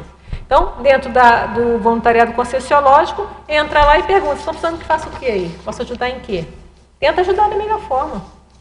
Ok? Outra forma de ajudar é fazer verbete, né? Tem verbetografia, você pega aí a sua expertise, as suas experiências, escreve um verbete, tem aí uma equipe enorme para ajudar, né? A escrever esse verbete e vem sentar aqui e defender. Também é uma forma de ajudar, tá? Mitologia, página 29. De que forma efetuar a desconstrução do mito da santidade? Eu acho que é isso, quando a gente pega a questão da cosmoética, né? Tem até um verbete do professor Valdo, chama Síndrome da Autossantificação. Que a pessoa... O que é a santidade? É isso que a gente falou, da benignidade, de você vai, você se doa, e aí acaba com a saúde, mas olha, eu estou ajudando, aí vai.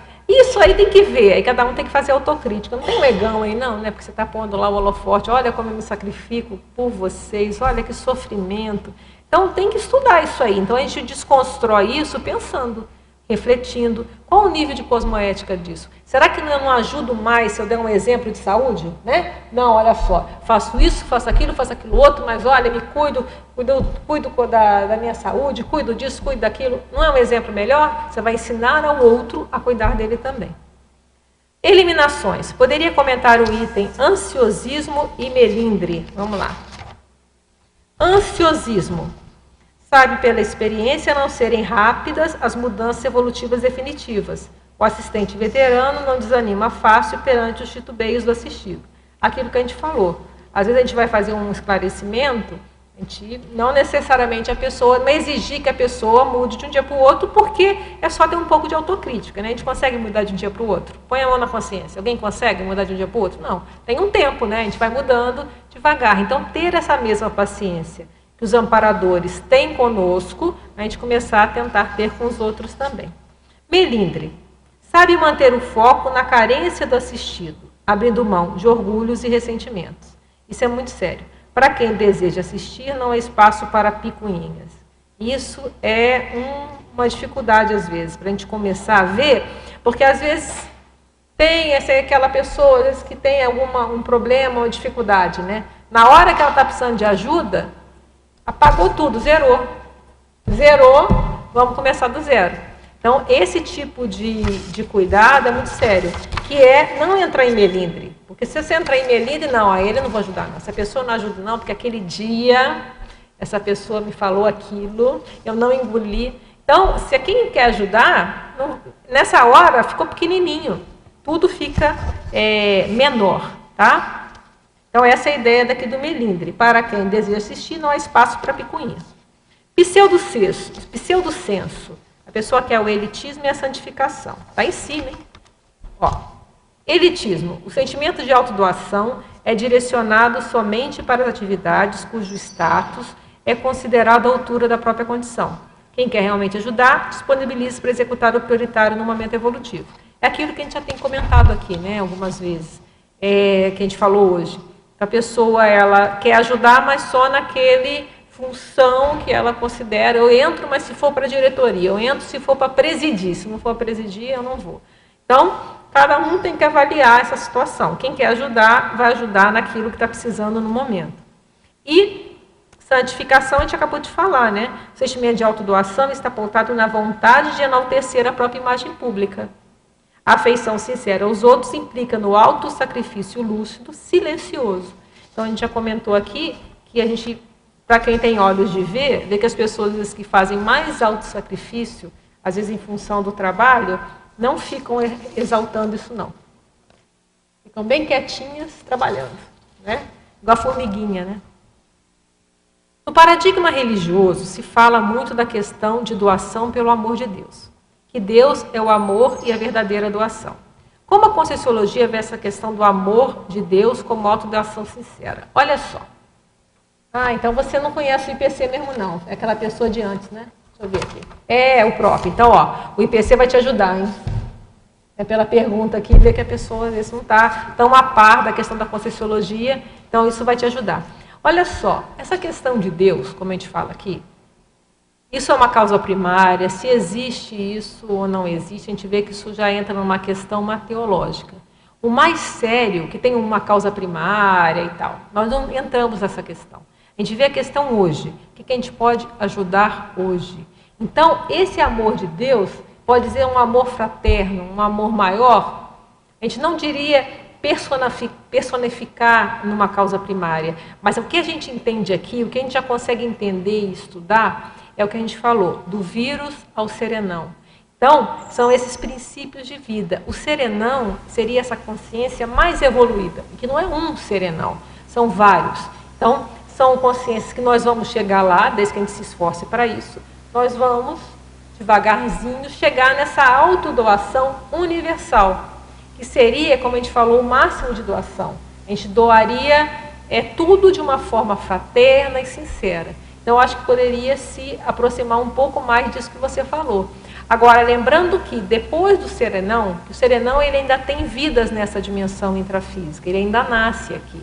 A gente falou logo no início da tertúlia, não sei se você estava no início, de um serenão chamado reurbanizador, que até ele nasceu, né, com um corpo de idiota, quer dizer, um corpo todo defeituoso, porque assim era a melhor forma dele ajudar no caso, porque o trabalho era mais extrafísico do que intrafísico.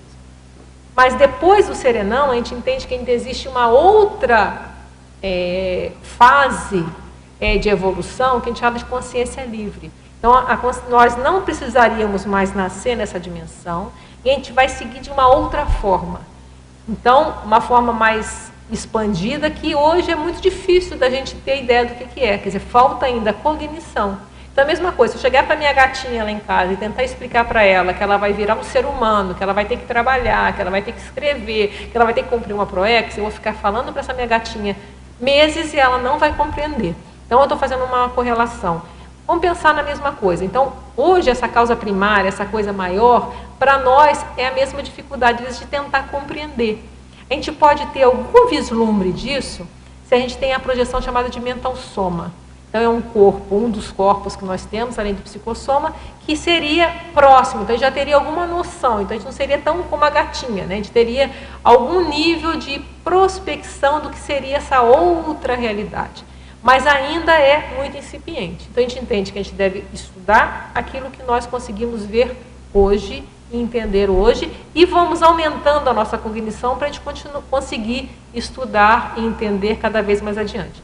Mas procura o IPC lá, que tem vários cursos, aí a gente teve que fazer uma explicação aqui mais rápida, lá você vai ter condições de ter até explicações mais profundas sobre essa sua questão. Adri, Eita. Página 32. Tá. Você trouxe várias nuances boas aqui de levantar e falar, que é eu queria que você falasse primeiro sobre o item 4, depois o item 5 e depois o item 8. Tá, 4, 5, 8. Se eu esquecer, você me lembra. 4, elitismo, né? Como a gente tinha falado agora. Então, a pessoa, o elitista, ele só vai ajudar naquilo que ele acha que está na altura dele. Então, eu venho aqui, mas é para mandar. Vai ter quantas pessoas para fazer o trabalho comigo?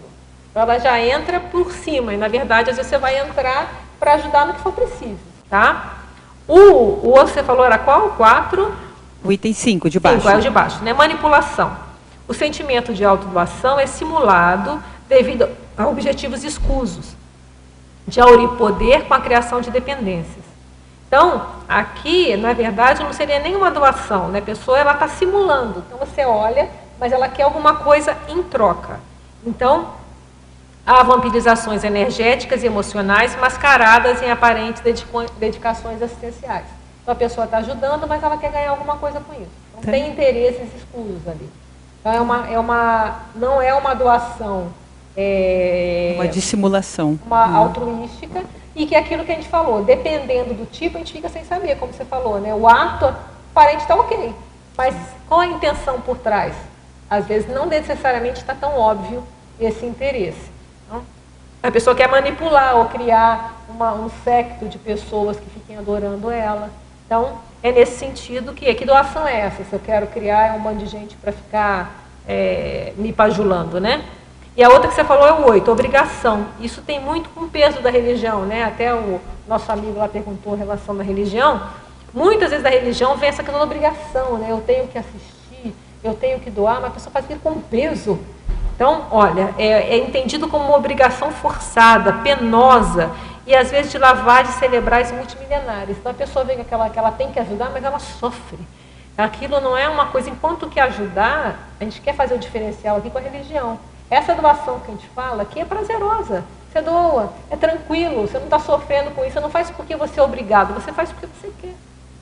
Então, esse é um diferencial importante. A gente fala, o perfil assistencial autêntico brota da compreensão racional da dinâmica evolutiva.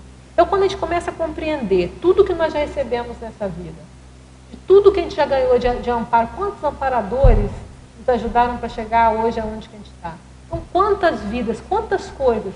Então, é quase um autocompromisso, um autodever de, peraí, eu preciso retribuir isso aí para alguém. Então, ela vem natural, ela não vem como uma obrigação, eu tenho que fazer, é natural. Peraí, eu quero também, se eu fui tão ajudado, eu quero que outras pessoas também possam ter essa ajuda. Então, como que eu faço para me capacitar, para eu poder ajudar e retribuir de alguma forma tudo isso que eu recebi? Então, isso nasce natural, é o senso de assistência. Você sabe que eu fiz uma dinâmica uma vez e perguntaram se a assistência era um valor, que muitas vezes não se pensa se é mesmo um valor. Faz-se porque está na moda, é mito, é uma obrigação e não se pensa. Então, por isso que eu chamei a atenção que você falou. Você faz não é porque alguém está te mandando, ou porque vai ser bonitinho, você faz porque é quase uma necessidade premente. Aquilo entra no sangue, então você quer, aquilo é uma coisa prazerosa. E eu vejo que é justamente essa aquisição que é importante para a nossa evolução. Quanto mais isso estiver na nossa personalidade, mais a gente tende a crescer, porque a gente já começa a vivenciar essa questão do recebimento e retribuição de uma forma natural. Ela começa a ficar tranquila. Eu vejo que essa vida nossa de primeiros, intermissivistas, é para a gente começar justamente a criar a esses sensos todos. E uma última pergunta é sobre a pessoa. Estava aqui conversando com a Bianca, eu queria te perguntar a respeito do seguinte. A pessoa que se incomoda ou se irrita, no momento que ela está irritada, é melhor ela não doar nada, né? Ficar o ideal, zerada, aí entra a questão, calmar. Se qualificar, porque se ela está irritada, ela já abriu brecha para assediador, não é isso?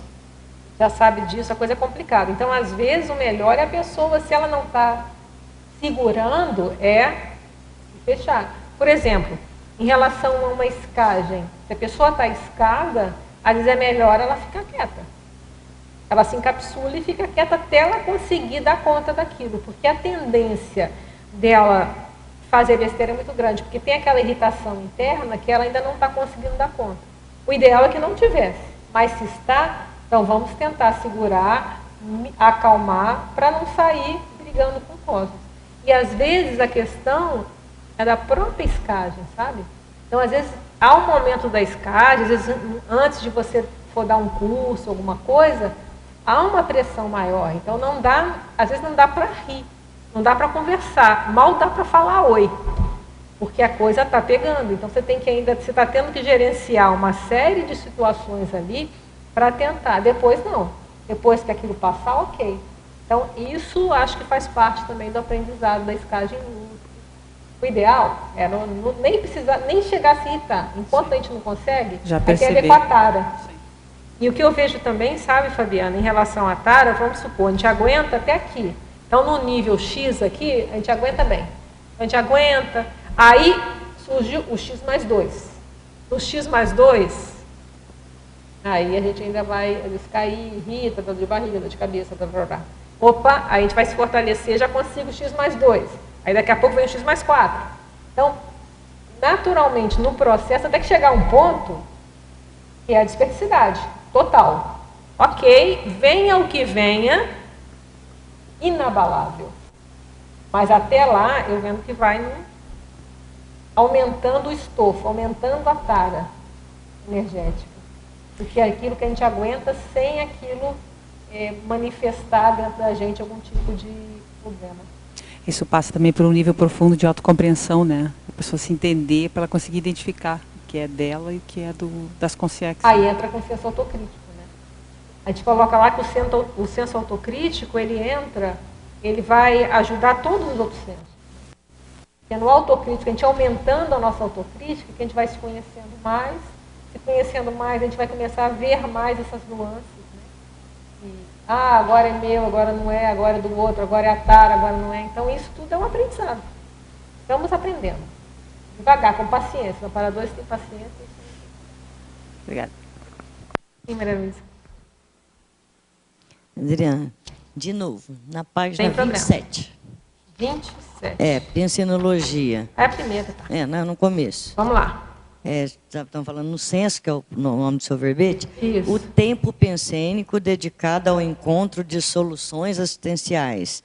E depois, lá na última frase também da fatologia, a vida dedicada ao próximo. É Você isso poderia... aí que é, imagina uma vida de um serenão. Pensa lá no reurbanizador. Nasceu naquele corpo idiota, quer dizer, deve ter dores, né? Imagino eu, no corpo, sei lá. Não sei se ele também libera isso tudo. Mas a vida dele foi toda, ele não saía daqui de cima de uma mesa, mas doava energia. Então, isso é a meta, aquela vida toda dedicada. Então, quanto mais nós vamos aumentando esse senso de autodoação, mais a vida vai... Pensa na Proexis, né? Cada vez a nossa Proexis vai ser mais abrangente, exigindo mais dedicação, até que a gente chega na vida toda. Às vezes a pessoa criança já está fazendo assistência, já está, desde pequenininho, ajudando os outros, já tendo projeção consciente. A gente tem exemplos aí, né? Já tendo projeções conscientes. Quer dizer, tudo já começa desde cedo. Então, a vida toda é uma vida de dedicação ao outro. Isso Adriana, é a meta. só complementando, uma coisa que chama a atenção, e a gente não fala muito, o serenão, o reurbanizador, nessa condição, para ele viver nessa vida, ele dependia totalmente de outras consciências. Então, você vê um amparador, um serenão, que faz assistência para tantas pessoas, ele tem essa questão de receber a ajuda intrafísica e extrafísica de outros. Perfeito. Né? Então, isso é um fato interessante que a gente, às vezes, não para pensar, não, eu só quero fazer assistência. Mas e aí? E a humildade, digamos assim, de receber do outro a assistência, que é a interassistência. Esse é um exemplo maior que eu vejo de interassistência para a comunidade. Você fez uma excelente lembrança. Quer dizer, só para o pessoal aqui que não sabe da história, né? Porque como ele ficava em cima da mesa, tinha que ter pessoas intrafísicas cuidando dele. Então, isso é muito... o que eu entendo também é que a gente se deixar assistir é uma forma de assistência. Quer dizer, tudo bem que a gente vai receber assistência das pessoas no nível maior que a gente. Então, amparadores e outras pessoas com mais lucidez que nós vamos receber. Vamos receber assistência daqueles nossos colegas também, né? Às vezes aquilo que eu sei mais, você sabe mais aquilo, a gente vai fazer a nossa troca aqui, por isso que é interassistência, né? E eu vejo que saber receber assistência também é uma forma de ajudar. Porque você está ajudando aquela pessoa, às vezes, a te ajudar. Então, às vezes, essa forma a pessoa vai se sentir bem também. Então, a gente tem que saber jogar com isso, né? Saber lidar com isso. A gente fala, não me dá nada, posso tudo. Não existe, né? É uma postura incoerente. E não existe, porque a gente... E é a oportunidade também daquele que faz dá oportunidade para o outro. De aprender a fazer a assistência maior. E a gente precisa mesmo, se a gente pensar, quem tem condição? A gente fala isso no senso de gratidão.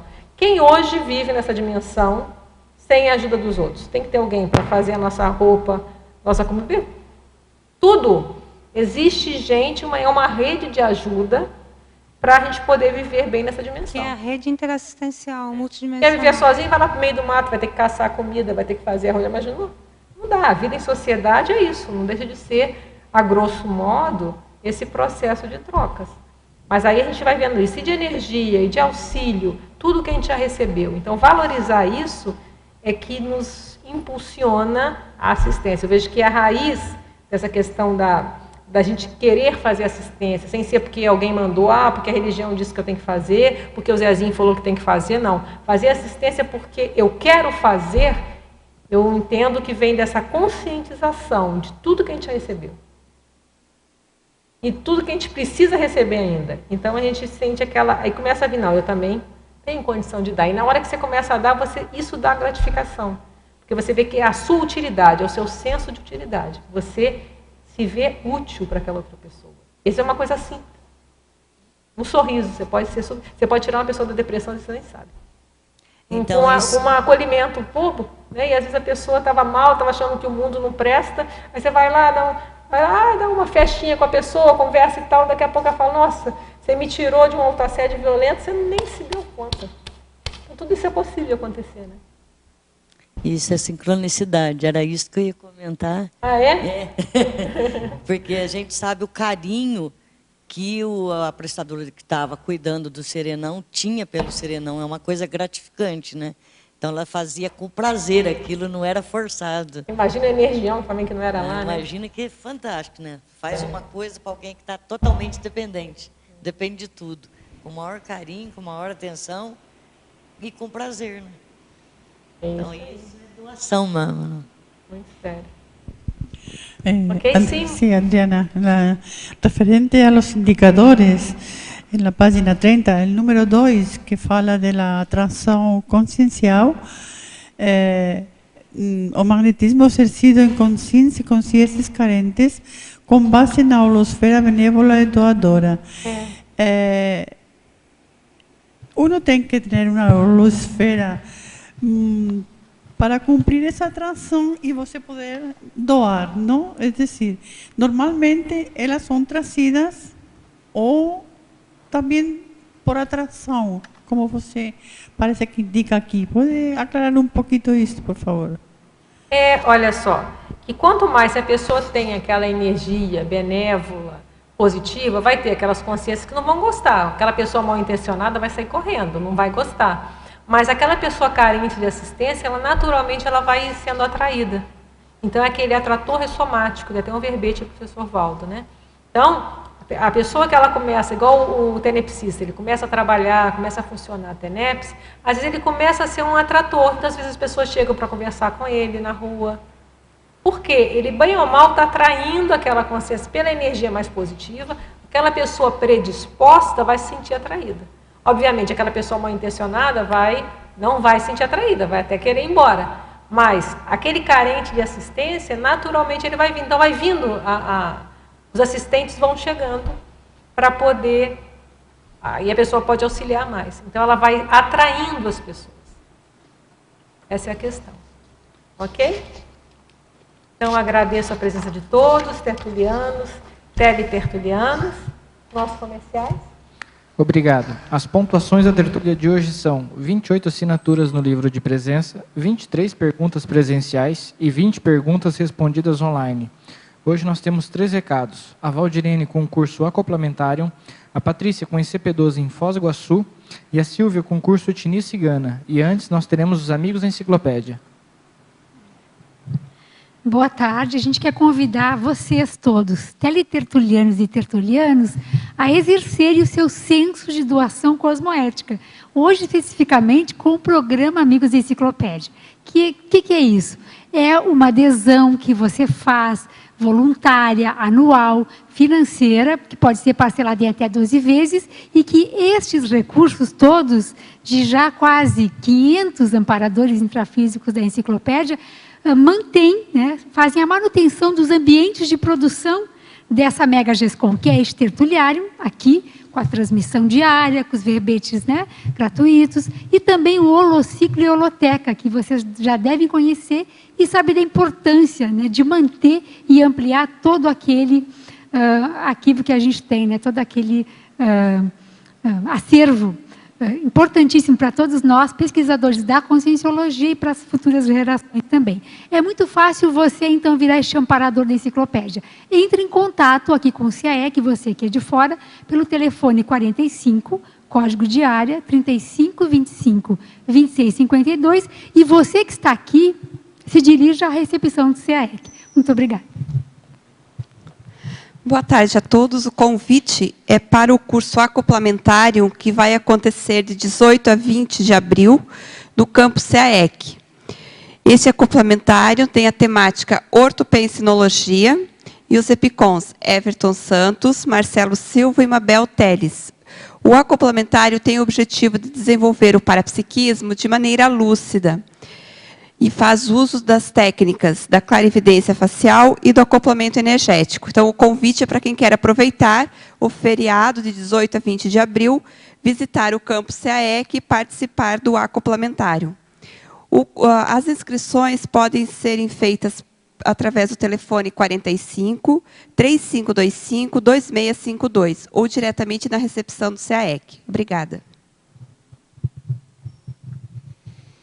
E o nosso convite é para a semana seguinte ao acoplamentário, que também vai ser a semana que vai acontecer o encontro de voluntários do IPC, que você participe do ACP2. Falar de ACP2 hoje, depois dessa tertúlia, a gente está de prato cheio, né?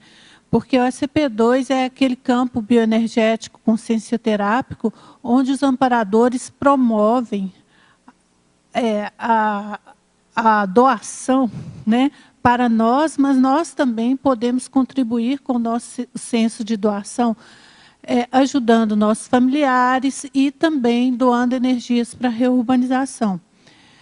O SCP-2 de Foz do Iguaçu vai acontecer, então, de 25 a 27 de abril. Ele vai ser no Hotel Isla Vieiro e o EPICOM é o professor Alcir Alves. Mais informações vocês podem adquirir no próprio CAEC, telefone 45 35 25 26 52, ou no IPC, 45 2102 14 48. Obrigada. Boa tarde a todos. A CIP convida para o curso Etnia Cigana com a professora Nália Maia, com o objetivo de estudar a origem, vida, crença e tradições do povo cigano. O curso Etnia Cigana traz como temas principais a identificação dos costumes, crenças, leis e tradições, a compreensão da diversidade cultural, a promoção do exercício da liderança interassistencial, a apresentação dos resultados, a autopesquisa serexológica, assim como o paralelo do parapsiquismo cigano com o autoevolutivo. Contudo, trazemos os seguintes questionamentos. Você se identifica com a cultura cigana? Que traços ainda possui? Você já identificou os grupos que serão assistidos na baratrosfera por você? Como fazer o link com esses grupos? Que relações podemos fazer entre os atuais bloqueios ao desenvolvimento do parapsiquismo lúcido e o mau uso do parapsiquismo quando ciganos? Que crenças, preconceitos ou romantismos você ainda carrega sobre o tema? E para esclarecer e debater mais sobre a etnia cigana, convidamos para o curso que acontecerá na sede da CIP, no dia 13 de abril de 2014, das 8h30 às 18 horas. Informações no telefone 45 2102 1421. E-mail acip@acip.com. Obrigada a todos.